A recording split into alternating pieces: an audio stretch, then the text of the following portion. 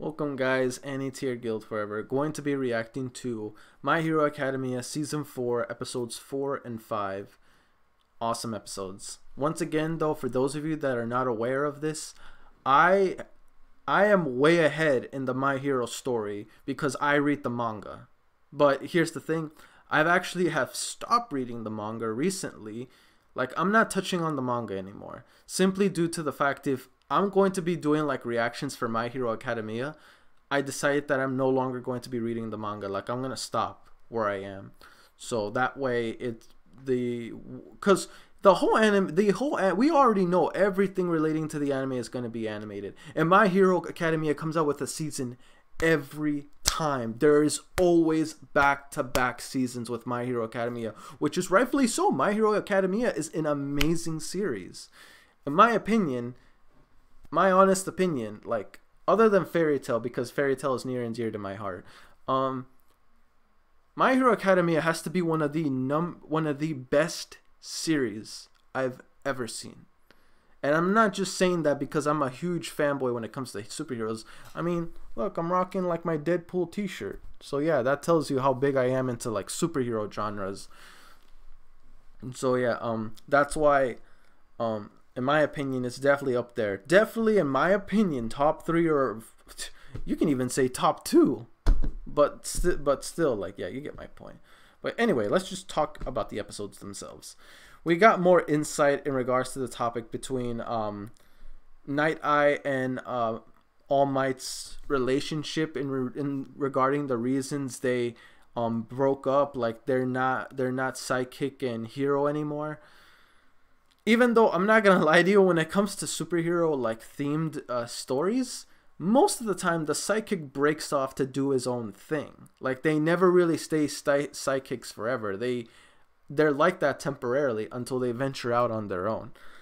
That's what happened with That's what happened with most of the Robins, to be honest. If we're talking about like superheroes, as in like Batman, most of the Robins, they all become their own thing. They never stay sidekicks for long. Except maybe Damian Wayne. I feel like Damian Wayne still sticks as a sidekick. Not sure on that. Well, he is like really young. But anyway, getting off topic. You get the point.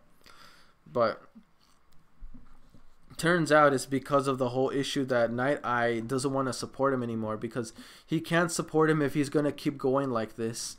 Because Night Eye saw All Might's future. He saw that eventually at some point All Might will die. And where in the current timeline they're saying in a year, either this year or the following year, All Might will perish. A horrible, gruesome death. I don't want to say that'll happen, because All Might is easily in my top 3 favorite characters of My Hero Academia. Number 1, flat out, has to be Deku. Best character in the whole show. He's the main character. Number 2 for me is All Might. At first, All Might was my number 1 because I hated Deku in the beginning because he was a little bitch. But yeah, but that's how it was for me at first. Over time, you grew to like Deku. You can't help but like Deku. Me personally, like, if I were to name my top 5, okay, I'll say top 5 favorite characters, Deku's number 1, All Might is number 2, number 3 is like, it's like a debate between Kirishima and Todoroki. It's like between those two. It's back and forth. But I feel like, I don't know, I feel like it has to be Kirishima, because Kirishima's character, I don't know. Sometimes Todoroki is kind of on and off for me. There are moments where I think his character is amazing, like the sports festival. The sports festival arc, Todoroki was great. Like, his story was so good, and you can't help but really love his character. But afterwards, his character kind of went through a nosedive. I mean, yes, they have other characters to focus on, which is good. It's really good, because the thing that some anime suffers from, mostly shonen, is that most of the times side characters, when they're shown, they're only there for a limited period of time, and then the main character is like basically everywhere, which yeah, I get he's the main character, but sometimes you want to see other characters in their moment of shine, which this series does brilliantly. They really know how to make every character shine. There is not one character in My Hero Academia that gets the boot. Even someone as Mineta gets his shine. That's how good this series is as making every character shine. And the one that shined the most within these 2 episodes were Kirishima. Kirishima, my boy, going in with the unbreakable form, which for those of you, oh my god, like that form, man, like. And here's the thing, Kirishima can only hold that form from what he said is a good 30 to 40 seconds. But I wonder, like, there will come a point where he trains his body in that form long enough to where he can hold out much longer. The thing that I'm wondering is that later on in the series, is he going to get a form that allows him that's above this one? Maybe a form to where he can change his material, because all we know is his power is hardening. I think I mentioned this before, but what happens if you add, like, let's just say titanium above hardening? So it's a much more stronger hardening, if that makes sense. Material changes. Maybe they can do something like that to, you know, help his character reach greater heights. Because right now, if I remember correctly, this is like the most he gets. But it's still epic to watch, don't get me wrong. Kirishima is, I don't know, I feel like Kirishima is all around a great character. There's never a dull moment for him. Todoroki had his shine in the sports festival, but after, you know what, I'm gonna say Kirishima is definitely my number 3. Number 4, wait, no. Was it? Wait, hold up. Number 1, Deku. Number 2, All Might. Number 3, I'm pretty sure it was Kirishima or Todoroki, and I'm going with Kirishima. Number 2 is Mirio, and number 5 is Tamaki, Soul Eater. Sun Eater, I'm sorry. I said Soul Eater. I've never even watched the series. But yeah, those are my top 5 favorite characters in My Hero Academia. My opinion, best characters, whole show. So yeah, really did enjoy the shine that Kirishima he gets. Like, I'm just saying though, when Kirishima gets his shine, woo boy, it's always good. I tell you what, like, it's always good. And this was no exception. I just can't wait until the story gets further on to where we need it to be. Once again, I just want to repeat this. For those of you that don't know, I've already read the manga, so that means some of you are thinking, why are you reacting to these previous episodes when you reacted to episode 9?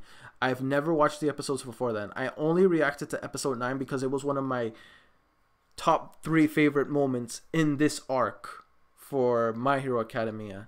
That's why I reacted to that specific episode. So yeah. That's why I reacted to episode 9 first. But because people really wanted it, like, there was a lot of good, like, feedback from others wanting to see more of my reaction to My Hero Academia. So I'm like, you know what the heck? I'll just react to more My Hero Academia episodes. So that's why. I mean, I ain't complaining. I love My Hero. So yeah, that's why I'm doing this in set order. So we have already reacted to 4 and 5. We just need to react to 6, 7, and 8, and we'll be completely, well, no, I think I heard episode 10 is out. Wait, was it 10 that I reacted to, or 9? I completely forgot. But yeah, I get the point. We're gonna keep reacting until we're completely caught up with the anime and so on and so forth, yada yada, you know, the good stuff. But yeah, I guess we can go into questions. Question 1. If you can list off your top 5 favorite characters in My Hero Academia based on the knowledge of the anime, let me know in the comment section below your top 5 favorite characters. By the way, it could be anyone. It could be from heroes to villains. So let me know your top 5 favorite characters. Make sure you get a good combination. Honestly, for villains, it has to, like, my overall top favorite villains, it's always going to be Overhaul and Shigaraki.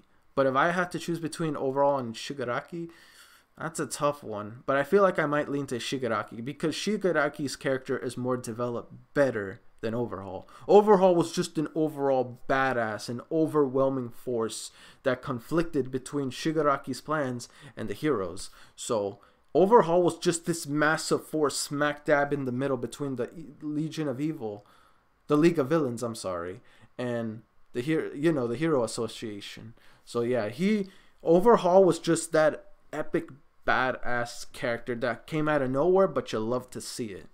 So that's why he is currently one of my favorite villains. In regards to other one, I don't care about Twice. I don't care about Toka. I don't care about Compressor. I mean, the only one I kind of gave a crap about, I think, was the Hero Killer Stain, because he was a great character in my opinion. But yeah, for the most part, I only really care about Overhaul and Shigaraki. So yeah, for those of you that want to know like my current thought process on these villains. Question 2.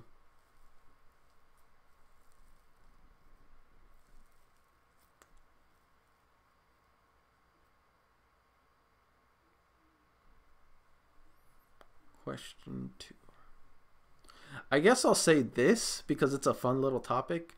So for those of us that don't know, I think we kind of do, but we don't. Someone can clarify for me.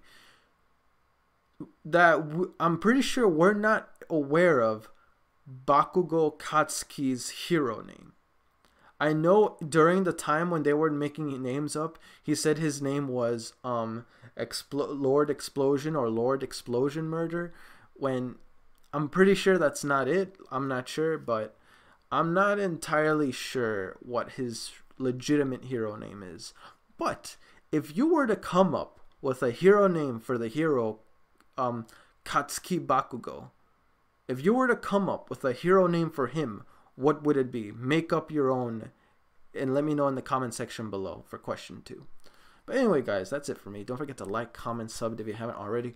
Really motivates me to put more content out there for you guys as my guildmates, and I'll see you guys all in the next video. Peace.